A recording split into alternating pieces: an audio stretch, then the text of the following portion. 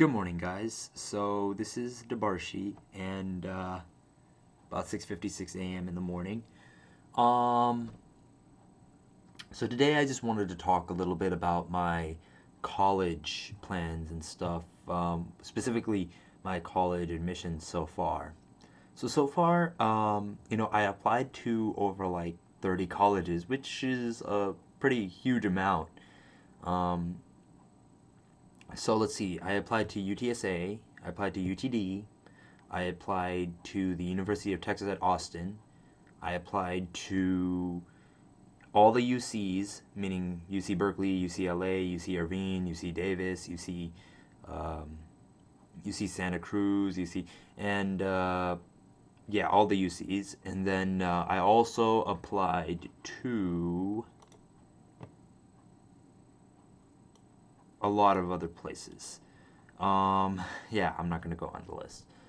So I applied to a lot of places, and a lot of people have been wondering why. um, so during my college admissions process, I had a specific way of like narrowing down which colleges I really wanted, and I assessed different categories. Number one, I assessed which schools are really good for computer science. Number two, I assessed which schools are really good for business and marketing. Number three, I also tried to assess the cities they were in and stuff because I'm more of a big city guy. So, like, I chose NYU and and Columbia, but because they were like in New York, and also access to big cities kind of gives me more a better possibility for job opportunities. So that's a really good thing. I shouldn't have really applied to that many colleges though, now that I think about it, because my major goals are like uh, NYU, UC Berkeley, UPenn, um, and Cornell, Columbia. Yeah, so they're not like I don't really have like I don't really have like one dream school, but I don't exactly but all of the 30 schools that I applied to are not necessarily dream schools. So anyways, that said, I think that speaking of college admissions, we should really touch on the fact that I have applied to a lot of top schools, but on the other hand, my rank isn't exactly top. My rank is actually about 315 out of 540. That's pretty bad. It's like 58th percentile. And so, why is this so bad? That's a question a lot of people might wonder, and people look at me, thinking that I'm really smart, and then suddenly they hear my rank. And well, personally, I don't classify intelligence based on rank or IQ or number, but a lot of people do, unfortunately. So I'm just gonna be quite frank with you about it, and I think I might have mentioned this before. Um, my rank is solely is hindered solely due to the fact that I had significant troubles freshman year. So, leading up to freshman year, I was in the Gifted Talented Academy, and then I was subsequently removed from the Gifted Talented Academy because of some interaction between my dad and I, and it was extremely it was emotionally hurting. And for a long time, I didn't have really that many good friends, if any, and I consistently got into conflicts with a lot of the few friends that I did have, and I always was afraid of losing them.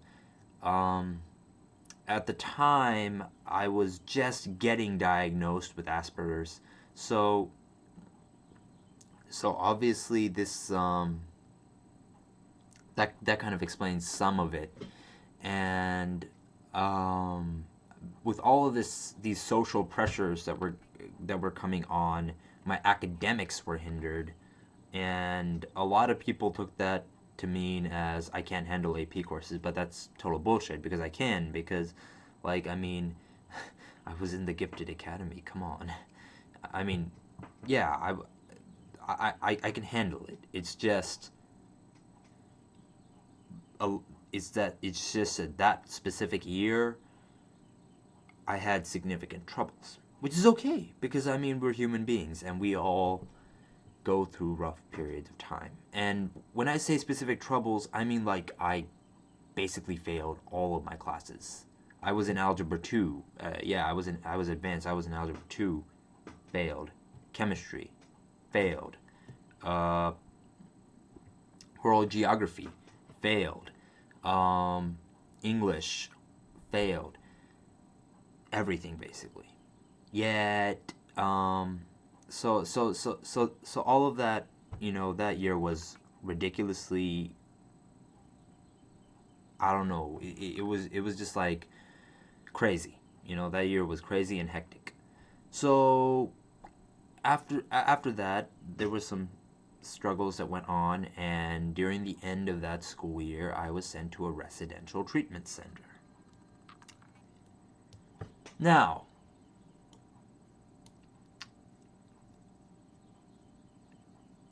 I I would argue that the residential treatment center did not help me academically. It actually hindered me academically.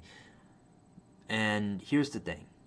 So while I was at the residential treatment center, it's true I had straight A's like sophomore year and junior year. However, what's often neglected is that I was denied from honors and AP courses during both years.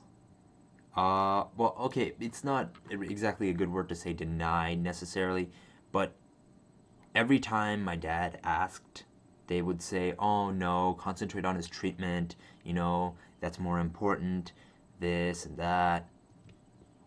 But, however, my art committee sort of like just, said, no, so his social interactions are more important, he needs to work on this. And I really felt like my education didn't really matter much to anyone. It took a lot of pushing and to get me out of that treatment center, that to a point that the treatment center started feeling more like a jail cell, as if like I was some sort of bad person or something. And instead of helping me socially, this actually hindered me. And let me explain why. And it's important that people who have students with Asperger's, who have children with Asperger's or something, understand this. It hindered me academically because I didn't have access to AP or honors level courses. And when I came back to Dulles and had that access, I essentially struggled because when you're taking AP Calculus BC, yet you haven't taken pre-AP pre-calculus, that's ridiculously hard. When you're taking AP English, but you haven't taken AP English in 11th grade, that can be challenging too. It's really like you haven't gotten used to the hard work. You haven't gotten used to like staying up so long and like working on an AP schedule, I'd like to say. And this in senior year is extremely hectic because you go on top of that, you've got college admissions essays, which you probably no, you could probably guess I had a lot, and then on top of that, for me, I had to do my SAT subject tests, ACTs, and SAT all in one year. That's ridiculously tough. And I had to prep for AP exams too. Well, I have to. I haven't really done much prep on that, but I've started, for the end of this year. So, obviously, being at the treatment center hindered me academically. But It also hindered me socially. And here's why I'm saying that. Imagine a child who struggles really hard to get along with his friends. So much so that arguments start happening. Nothing physical, but arguments. A lot of consistent arguments. Imagine that every time he asks to hang out, everyone just either they say sure, sometime, maybe, and they never get to it, or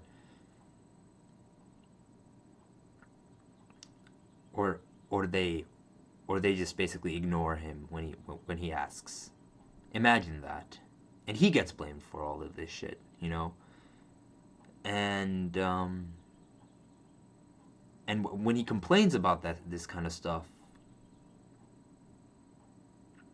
it's always his fault for some reason. They say he's expecting too much, that he feels entitled to a certain way of treatment, you know? Which is, in my opinion, is total bullshit, but whatever. And this is essentially the school district's response to it. We'll send him to a treatment center, and that will help him socially. That's not gonna help him socially. That. Okay. Let's just try to see what's going on over here. This child is struggling socially. He is struggling to recognize social cues. That's one thing, but he is struggling in his peer relationships. He is struggling in a lot of things related with socializing. And you put him in a treatment center. I didn't mention this, but I was not allowed to contact any of my friends. None of them. Zero. Zit. While I was at this treatment center, which was nearly 2 years. And it could have been longer. Because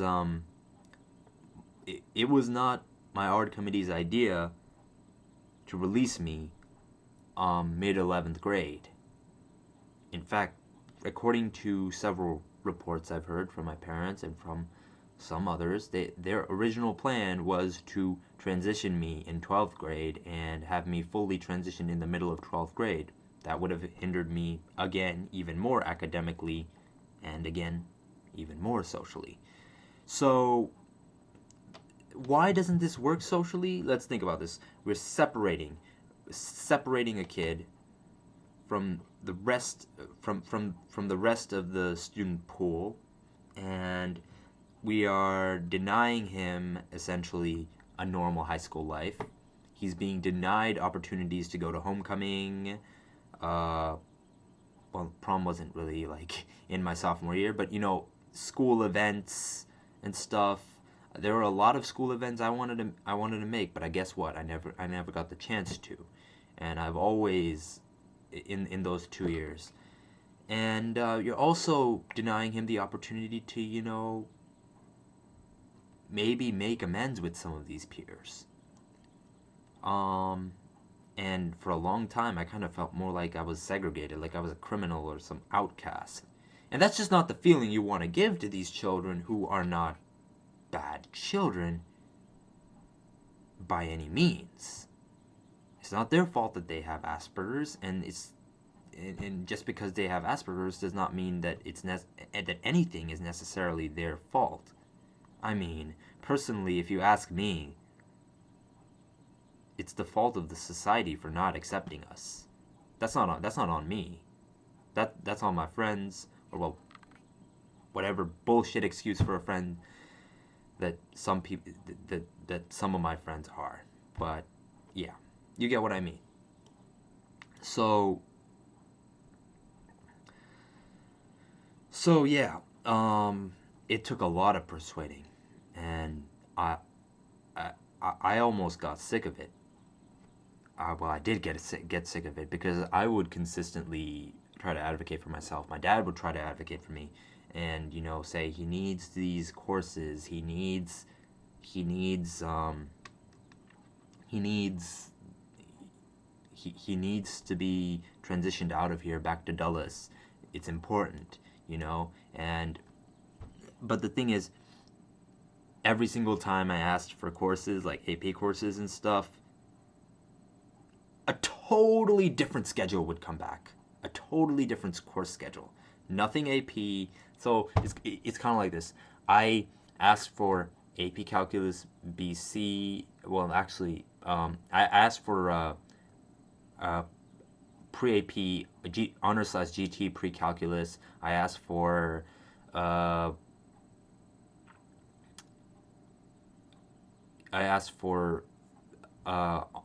AP Physics 1. I asked for AP Chemistry. I asked for a lot of stuff. But the thing is, every single time I asked, a totally different schedule would come back. So it'd be like, instead of honors pre-calculus, they would give me regular pre-cal. They wouldn't give me chemistry, AP Chemistry. Instead, they'd give me business and business law or something. And instead of AP Physics, of course, they'd give me regular physics on Ingenuity. And this trend would just continue, and it became ridiculously annoying. Because every single time I try to advocate for my education, nothing was being heard, essentially. Nothing. And so they were like, well, we can't really give him AP courses while he's there. It's just not available. But the funny thing is, neither would they transition me. So here's my opinion on this. Had this residential treatment been for like 3 to 6 months, that's kind of understandable. Kind of. And I say kind of. That's still a bit of a stretch, but it's understandable. But when we're talking over 1 year, almost 2, to a point it actually affects 2 school years of my high school life, that's beyond ridiculous. That's absurd. That's insane. And I still feel its effects on me nowadays. I mentioned Calculus BC is extremely hard for me.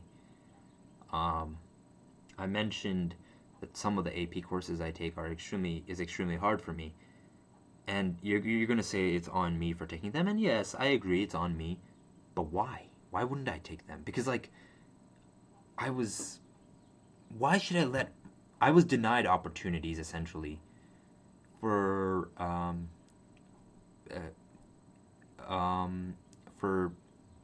being in AP courses, being in AP and honors level courses.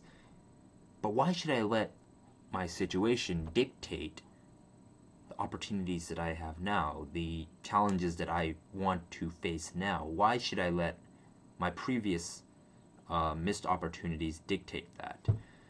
That's always been on my mind. Of course, in reality, that makes stuff extremely hard. Like I had a 75 in calculus last semester, and well, in statistics I had a 75, I think.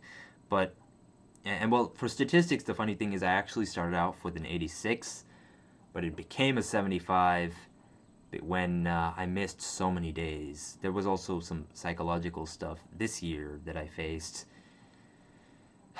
Yeah, I missed a lot of days this school year, and that was ridiculous because I was they were excused, but I still missed a lot of days.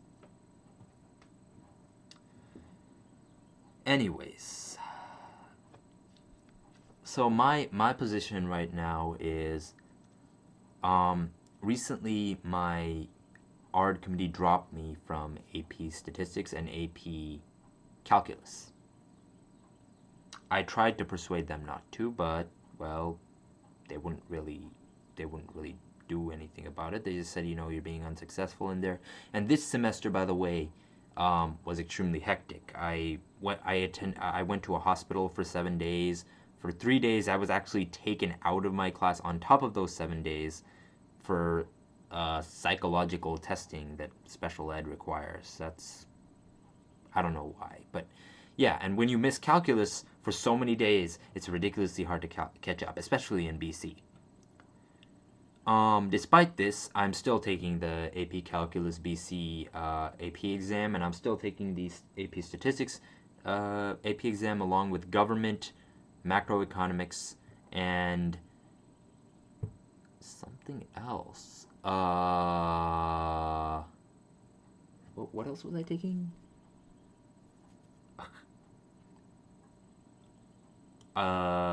English, yes, English, yeah. So I'm taking those AP exams on top of the ones that I self-studied for last year. So that's good. So yeah, last year, I think I mentioned this to many people before, but I self-studied for AP exams in order to kind of like combat people's view that I'm not capable of taking AP courses. And I basically succeeded at that. I mean, I had 2 3s and 2 4s. It wasn't really what I wanted, but I still got a qualifying score without much coursework. So that's good. Yeah, so for those of you who don't know, the courses that I dropped, well, I didn't technically drop it. It's more like my art committee dropped it. They can actually affect me and my college admissions. Yeah. So I applied to all the UC schools, right? Well, they factor what courses you're taking currently into their admissions process. I applied to Brown University. Well, Brown kind of factors that into their admission process a bit too. I applied to a lot of places that actually factor what courses you're taking and their rigor into the admissions process. I've been accepted by several UCs. I've been accepted by UC Riverside, and I've been accepted by UC Santa Cruz so far. And I'm still waiting on Berkeley, LA, and all these other Irvine, and all these other UCs and the other universities that I applied to contact me about my status. However, I'm really scared right now. I'm a computer science. I'm applying to these colleges as a computer science major, and I don't even have a math for senior year. So that's extremely ridiculous. 1 second. Thank you. So yeah, that's something that's an obstacle I have to face. UC Berkeley's engineering department, it's extremely hard to get into. EECS, that's one of their most competitive majors, and having no math does not help. I would rather have a C in calculus than have no math at all, because at least that shows that I tried to take calculus. At least that shows that I tried, versus not trying at all and just saying, I wasn't good enough for it, So yeah, I mean, I've never I guess that's one thing that I want to teach other children who are in my position. Don't ever let your circumstance determine what your goals are. You don't have to change your goals because of your circumstance. I have a 3.1 out of 4 GPA, a 4.113 out of 6. That's the weighted one. But I don't let that stop me from applying to these top schools. I have a 34 ACT. I have a 790 SAT Math Level 2. I'm going to say that my SAT Bio wasn't too good, again, which is an effect of not having AP Biology. I got a 530 on it, which is like 16th percentile. But honestly, at the end of the day, the numbers don't matter. It's you as a person who matters. And when you're applying to colleges, you literally just want to see which colleges you specifically like. And for me, that's UC Berkeley. That's definitely my number one choice. But I also have some other schools I'm interested in, and yeah. So, in summary, basically, I'm a student who's encountered many obstacles, and thus my GPA is not that good. Yet, majority of my test scores are over the average. At the same time, I also went to I received in my opinion uh, extremely unnecessary residential treatment. I wouldn't say that. I think that for maybe 2 or 3 months to 6 months would have been fine, but the amount of residential treatment that I received was completely unacceptable. I think that it affected my studies this year, and it's also affected my social life because I see all these people close to each other at my school after so many years. I don't know how to get close to them, you know? I really love these people, and it's hard for me to socialize with them because I just haven't had those peer relationships in the last 2 years. And that's kind of unfortunate. So, if you have a son or daughter and who has Asperger's or ADHD, I recommend you give it a second thought before you send him to a residential treatment center. And that's even if the ARD committee, even if their ARD committee recommends it, I would say try to limit residential treatment to like a minimum. That doesn't mean like if he's like seriously not improving that you not keep him in residential treatment. I'm saying that if he goes to residential treatment, let's just say for like 2 months or so, or 2 months to 6 months, and he's showing signs of improvement. He doesn't have to be perfect, but he's showing signs of improvement. It is important to transition him out of there.